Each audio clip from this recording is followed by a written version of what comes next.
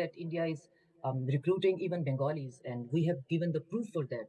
That these recruits were being trained in Afghanistan just for the sake of creating chaos and unrest or terrorist activities inside Pakistan, and then that can lead to, unfortunately, to a relationship glitch between Pakistan and Bangladesh.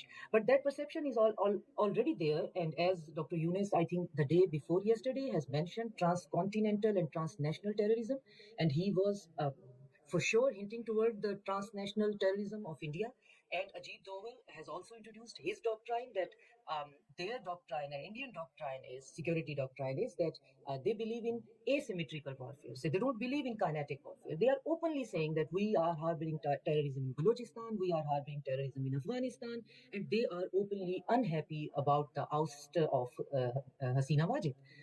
She is right now in India. So uh, again, we can connect the dots that the current Indian government, the Modi regime, is not happy with the current setup, political Bangladeshi setup, and they want to revamp the old system where they had their say, and they are doing this in Bhutan, in Nepal, in Sri Lanka, uh, except Pakistan, because Pakistan, they just face like a iron wall all the time whenever they try to do so. The only thing that they can do in Pakistan is blatant terrorism. So political meddling is not possible in Pakistan by the Indian regime. They cannot topple a government, they cannot install a person. But Hasina Wajid was, for decades, she was installed and supported by Indian regimes, and that harmed Pakistan-Bangladesh relationship a lot. So yes, as a Pakistani, I am happy that now we have a very Pakistan-friendly government there.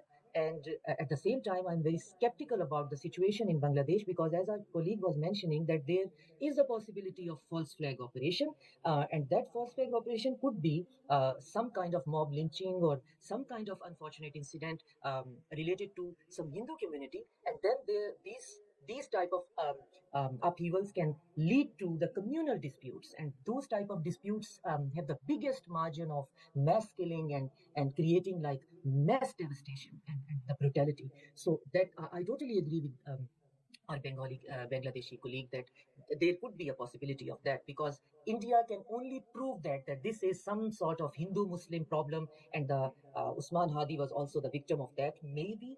But let's see, because people are not naive anymore, and Bangladeshi people are protesting, and yesterday they were even protesting in front of the office of a newspaper, and that newspaper allegedly was pro-Indian.